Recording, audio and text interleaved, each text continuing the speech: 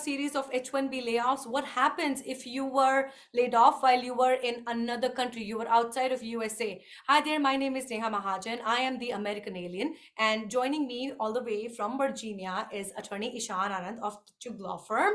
Hi there, Ishan. Welcome. Thank you so much. And Thank you. you are listening to the American Alien podcast.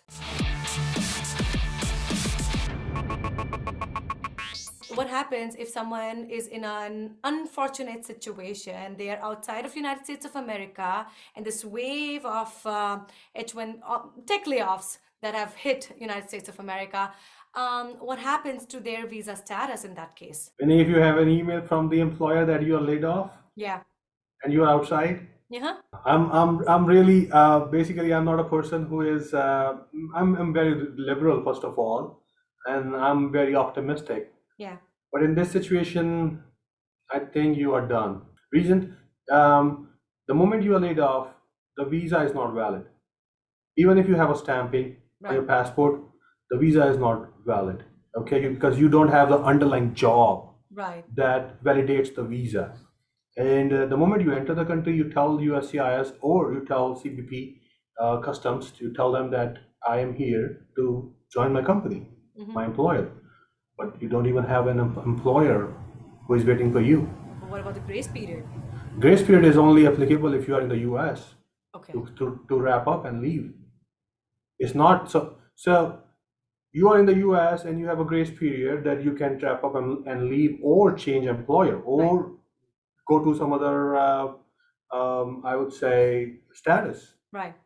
But if you're outside, to re-enter, you have to prove that you have a valid visa, you have employment, and you are coming to join that employment.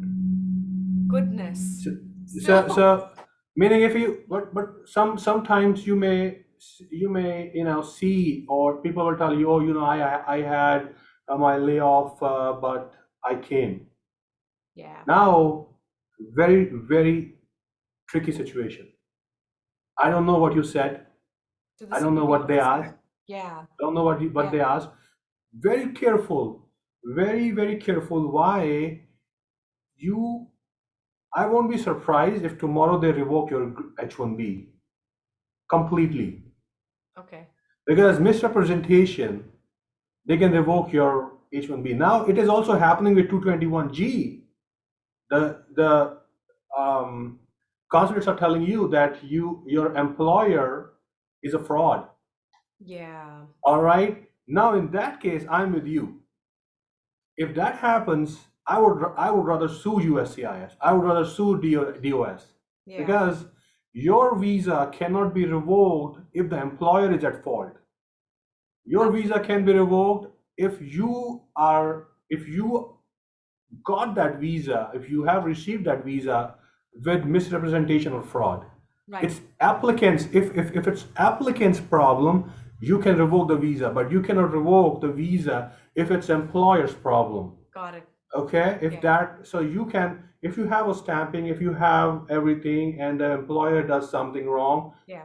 USCIS should not revoke your visa. Right.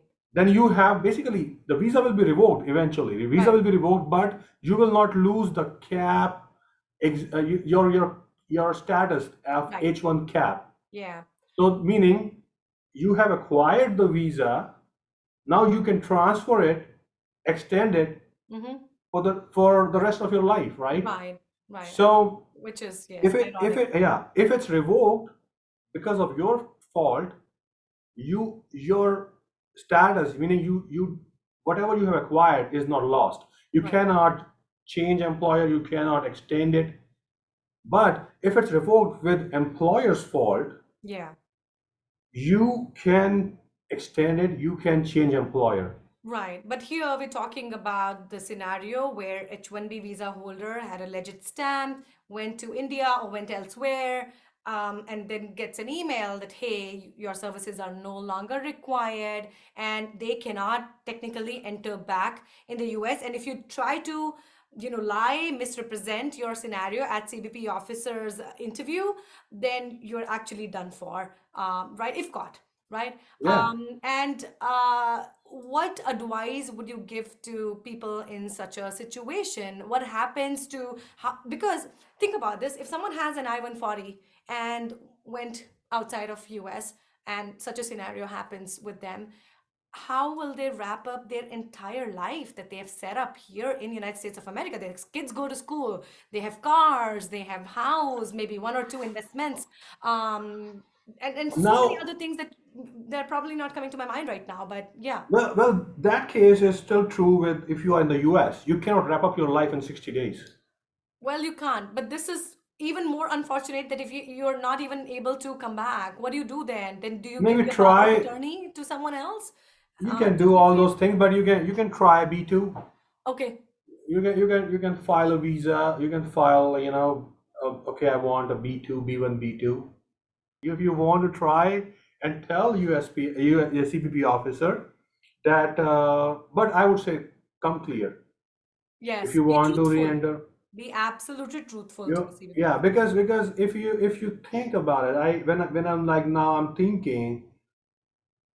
thinking that even if you lose your job, you Yeah, retain your status technically. right, You retain your status. You can try entering, but I'm not giving you any advice. I'm not right, telling you try. I'm not right. telling you that you come. You Yeah, can try. Tell US CBP officer that I'm here not to join. I'm here, I'm laid off. I'm here to maybe look for my options. Maybe I'll transfer my visa to some other visa category. Maybe I will change employer. If you have another, if you can find another job, you can tell them I'm here to do some things. right. If they allow you entry, So you're good totally, enough. you're absolutely at the mercy of the CBP officer at that point. If the officer is kind enough, kind-hearted, can empathize with you, they might let you in. But if they don't, be prepared that you would have to, take a U-turn right from that port of entry and go back. And there's That no too, other way. that Yeah. too, I would say right now in this situation, because this situation right now, what we are facing right now is extraordinary and compelling, because USCIS acknowledged Yeah. that layoff right now, layoffs were never compelling circumstances Yeah. before. But now USCIS is saying that we will consider it as a compelling circumstance because it's mass layoff. It's like a class action. It's like big thing. Right, right. So Yeah. So I would say you don't have the right to re-enter the country because you do not have a job, underlying job.